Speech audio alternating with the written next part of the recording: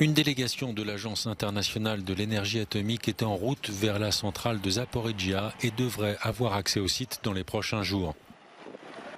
Après des semaines de négociations, un accord a été obtenu avec les Russes, dont les soldats occupent la centrale depuis les premiers jours de l'invasion de l'Ukraine. Sans exagération, cette mission sera la plus difficile de l'histoire de l'AIEA, étant donné les intenses combats menés par la Fédération de Russie sur le terrain et la manière très flagrante avec laquelle la Russie tente de légitimer sa présence sur le site de la centrale nucléaire de Zaporijia.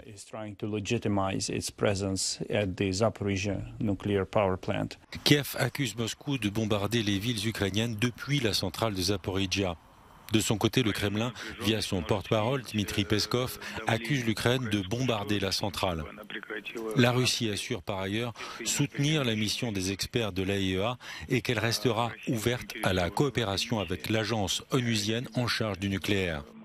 Face aux bombardements autour de la centrale, l'Europe craint une catastrophe nucléaire pire encore que celle de Tchernobyl en 1986. Nous avons une préoccupation commune. La première, la sûreté et la sécurité nucléaire ne sauraient être fragilisées par cette guerre. Et donc cette mission est importante, elle doit préserver cette centrale et la sécurité de la sûreté de toute la région. La deuxième, c'est que la souveraineté ukrainienne sur cette centrale ne doit pas être contestée.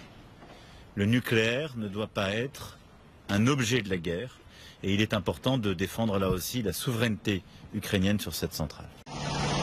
Ces dernières heures, Kiev et Moscou s'accusent à nouveau de frappes dans la région de Zaporijia. Selon les Ukrainiens, des bombardements sur Nikopol et Enerhodar ont fait 1 mort et 10 blessés. La NASA a décidé au dernier moment d'annuler le décollage de la mission Artemis 1. Un des 4 moteurs RS-25 du lanceur spatial américain n'arrivait pas à atteindre la température nécessaire pour être allumé. Des milliers de personnes avaient fait le déplacement jusqu'en Floride pour assister au départ de la mission américaine vers la Lune.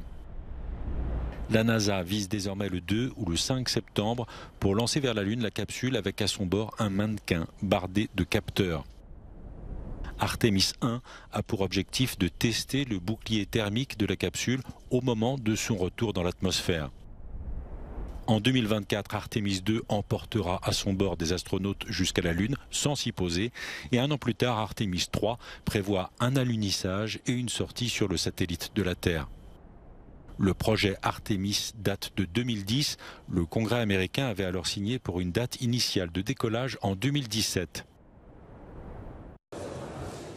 Le chancelier allemand Olaf Scholz a déclaré que l'Union européenne avait besoin d'une série de réformes et d'accepter de nouveaux membres afin de faire face à des concurrents comme la Russie et la Chine. Après l'invasion de l'Ukraine par la Russie, l'Union européenne devrait s'orienter vers un système de prise de décision à la majorité au lieu des règles actuelles de l'unanimité. Cela permettra l'élargissement futur de l'Union européenne à 30 ou même à 36 membres. Je plaide pour l'élargissement de l'Union européenne aux États des Balkans occidentaux, à l'Ukraine, à la Moldavie et dans le futur à la Géorgie également. Olaf Scholz s'est dit favorable à l'extension de la zone européenne de libre circulation Schengen à la Croatie, la Roumanie et à la Bulgarie. Pour garantir la paix sur le continent, le chancelier propose de construire un nouveau système de défense aérienne pour l'Europe. Un tel système européen commun de défense aérienne ne serait pas seulement moins cher et plus efficace que lorsque chaque État membre construit son propre système antiaérien coûteux et très complexe. Il serait également un avantage pour la sécurité de l'Europe et un excellent exemple de ce que nous voulons dire lorsque nous parlons de renforcer le pilier européen de l'OTAN. La présidente de la Commission européenne, Ursula von der Leyen, a également exhorté l'Europe à relever les défis posés par la Russie et la Chine.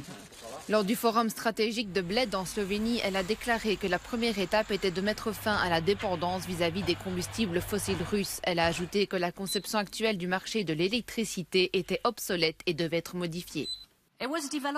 Il a été développé pour des circonstances complètement différentes et des objectifs complètement différents.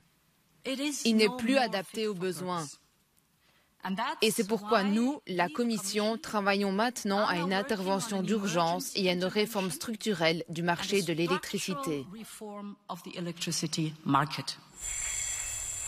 Entre-temps, le Conseil européen a annoncé la tenue d'une réunion extraordinaire des ministres de l'énergie à la fin de la semaine prochaine pour faire face à la crise énergétique actuelle dans l'Union européenne. À un mois de l'élection présidentielle brésilienne, les deux favoris se sont affrontés lors d'un débat télévisé. Le président actuel Jair Bolsonaro a dirigé de nombreuses attaques contre la malhonnêteté de son rival Lula. L'ex-président de gauche avait été emprisonné pendant 1 an et demi pour corruption avant d'être relâché sur décision de la Cour suprême. Votre gouvernement était marqué par la kleptocratie. Il était basé sur le cambriolage. Et ce pillage avait pour but d'obtenir le soutien du Congrès. Pas seulement celui du président Lula, mais du Congrès. Donc rien ne justifie la réponse mensongère que vous avez faite sur la question. Votre gouvernement était le plus corrompu de l'histoire du Brésil.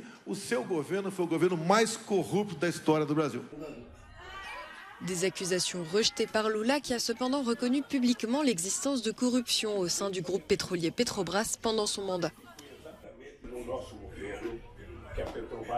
Ce que nous venons d'entendre est inqualifiable.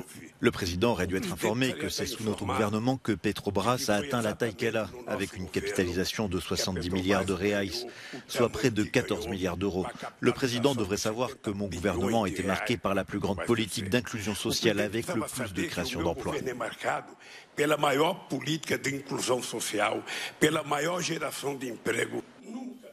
Lula est pour l'instant donné favori avec 47% des sondages contre 32% pour Jair Bolsonaro. Au moins 85 Palestiniens ont été tués en Cisjordanie cette année dans des raids israéliens d'après les autorités de Ramallah, ce qui en fait déjà le bilan annuel le plus lourd depuis 2016. Bien qu'Israël affirme ne viser que des militants menaçant sa sécurité, des civils figurent parmi les victimes, notamment la journaliste Shirin Abu Akleh. Selon des enquêtes indépendantes, un tir israélien aurait causé sa mort. Mais à chaque victime civile, Tel Aviv met en cause les tirs palestiniens. Les forces israéliennes opèrent toujours sur la base de renseignements très précis. Elles n'agissent que pour appréhender les terroristes dont nous savons qu'ils sont impliqués dans des activités terroristes ou qu'ils prévoient d'attaquer des Israéliens. Et dans de tels scénarios, en de nombreuses occasions, des tirs sont ouverts sur nos forces et nous devons répondre. Et là, c'est toujours très précis. Le cas de Salah Sawafta pose également question. Ce père de famille de 58 ans a été tué par balle mi-août devant une boulangerie. Il n'avait aucun lien avec une quelconque faction politique ou militante, explique son frère. Il voulait simplement assurer l'avenir de son fils, mais également de ses filles qui étudient à l'université. D'après les témoins, des soldats israéliens s'étaient déployés dans la rue où s'est déroulé le drame, mais aucun militant palestinien n'était présent. Sa famille soupçonne un tir de sniper. Une scène pour 16 000 musiciens. Rassemblés dimanche au parc Simon Bolivar autour de l'orchestre philharmonique de Bogota, choristes et musiciens interprètent tous ensemble plusieurs œuvres musicales. La participation de milliers d'enfants venus de 38 collèges de la région de la capitale colombienne permet de battre le record du plus grand orchestre au monde. Je suis très heureux de faire partie en tant que musicien d'un si grand projet. Le plus grand concert au monde.